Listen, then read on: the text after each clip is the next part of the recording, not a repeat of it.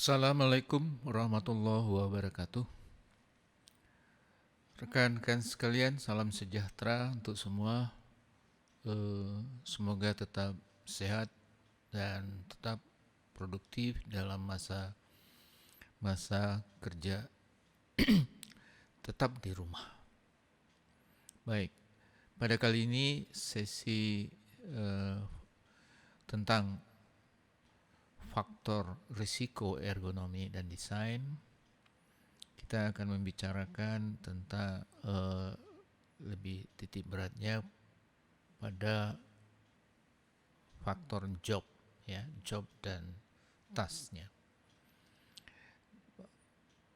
Sebelum sampai pembicaraan ke situ, kita remind sebentar tentang sistem kerja yang digunakan dalam ergonomi.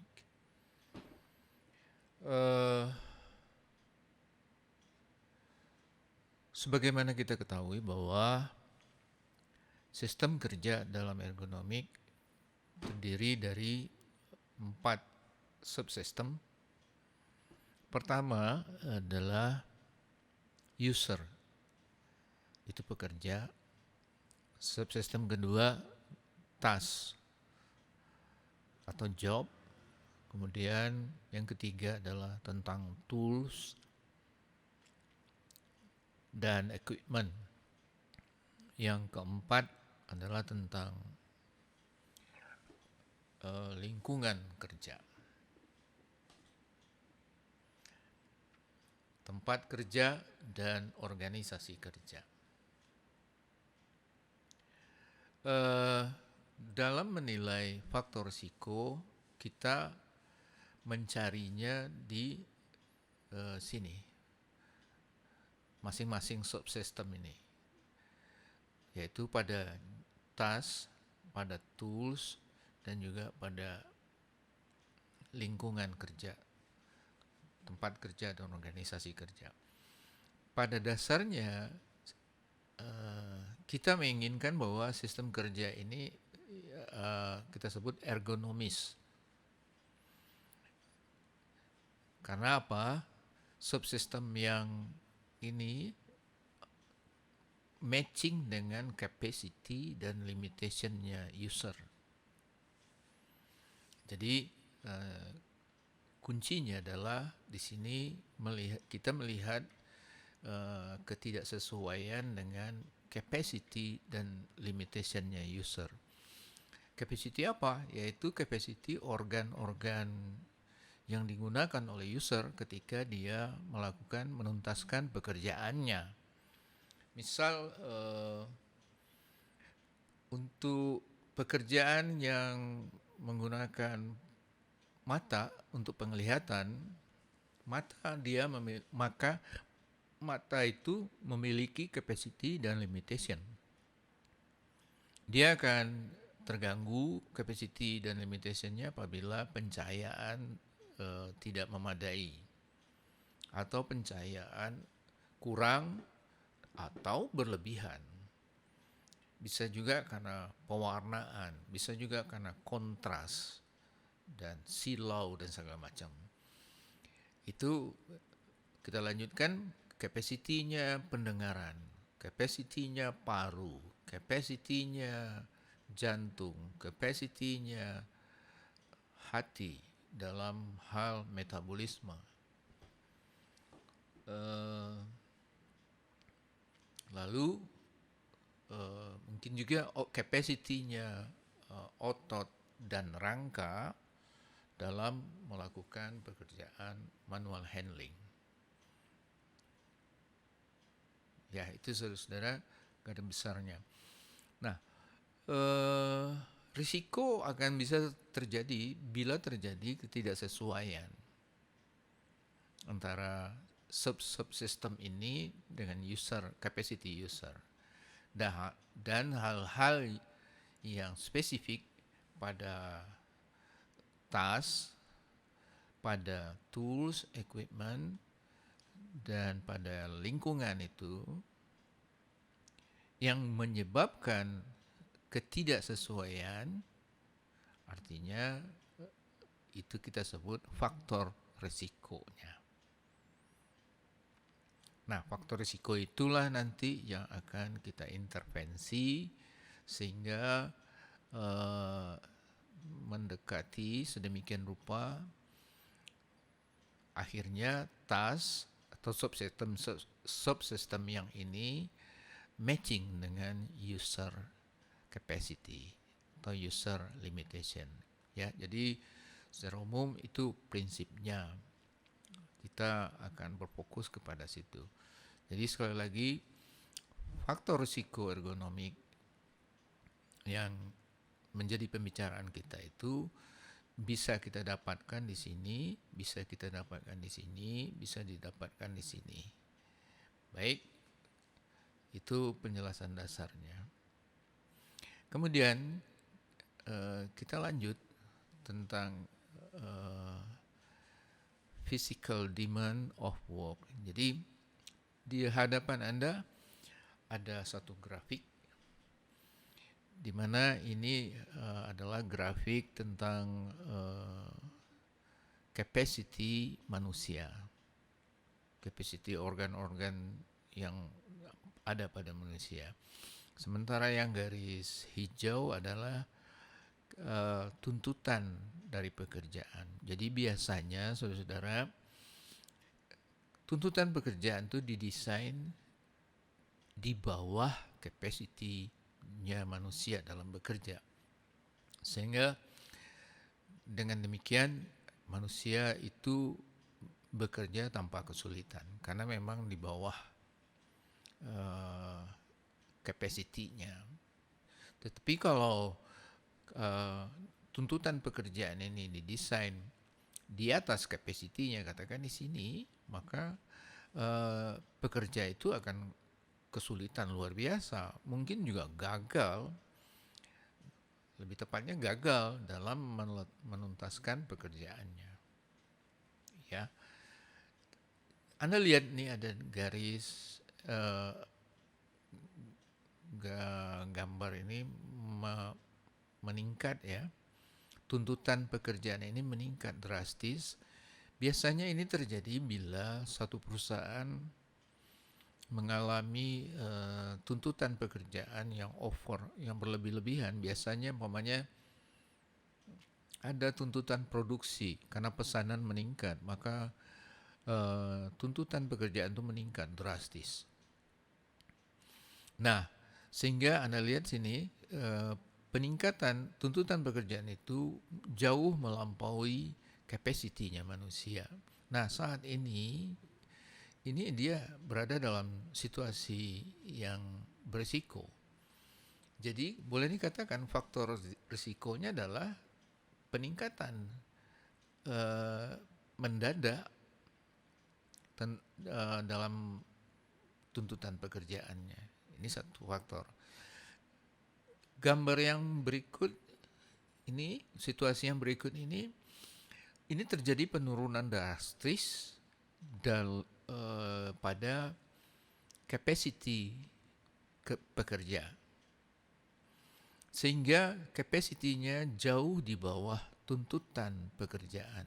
Nah, ini juga berisiko bagi pekerja itu karena dia jauh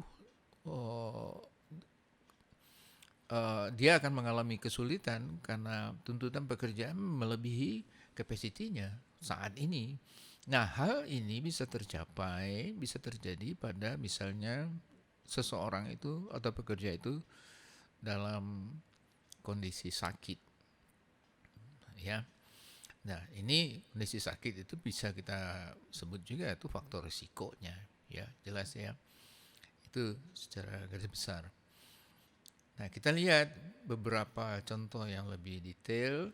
Yang ini yang saya sampaikan ini beberapa. Tentunya enggak sebatas ini. Anda bisa temukan hal-hal lainnya di buku-buku, referensi jurnal-jurnal dan yang lainnya. Umpamanya upaya fisik, ini faktor risiko nih. Upaya fisik yang cukup besar. Jadi upaya fisik itu cukup besar untuk menuntaskan pekerjaannya. Besarnya seberapa tentunya melebihi capacity-nya seseorang. Ini upaya fisik. Kemudian gerakan, ya, ini gerakan yang berulang-ulang. Gerakan yang berulang-ulang, gerakan yang sama berulang-ulang. Ini kita sebut juga repetitif, maaf. Repetitif. Kemudian gerakan yang terus menerus tanpa jeda, ya nggak ada, katakan pekerjaan berulang-ulang tadi, ya terus menerus tanpa dikasih jeda. Sebetulnya kalau pekerjaan itu berulang-ulang, maka setiap pengulangan itu terjadi penyusutan, ya, terjadi penumpukan sisa-sisa metabolisme di dalam ototnya. Nah, sisa-sisa metabolisme itu akan mengganggu, ya, kinerja otot, karena itu dia memerlukan jeda waktu untuk recovery. Nah, sementara gerakan yang ini yang termasuk dalam faktor risiko ini, gerakannya terus-menerus tanpa jeda waktu untuk recovery. Kemudian dia mempertahankan posisi atau postur yang lama. Katakan membungkuk. Membungkuk dengan waktu tertentu, maka akan ada kerja tambahan, ya, kerja ekstra pada otot pinggang dan panggul untuk menahan tubuh tidak jatuh ke depan. Jadi tubuh yang membungkuk, postur yang membungkuk, secara alamiah dia unstable, tidak stabil. Artinya dia cenderung akan jatuh ke depan. Tetapi tubuh mempunyai mekanisme mengcounter momen, yaitu yang ditimbulkan dari otot sekitar pinggang dan panggul, sehingga tubuh itu dalam keadaan stabil. Tapi bayarannya adalah terjadi kerja ekstra pada otot pinggang, daerah low back tersebut, sehingga lama-kelamaan juga terjadi lagi penumpukan sisa-sisa metabolisme, sehingga lama-kelamaan juga kinerja otot low back akan terganggu.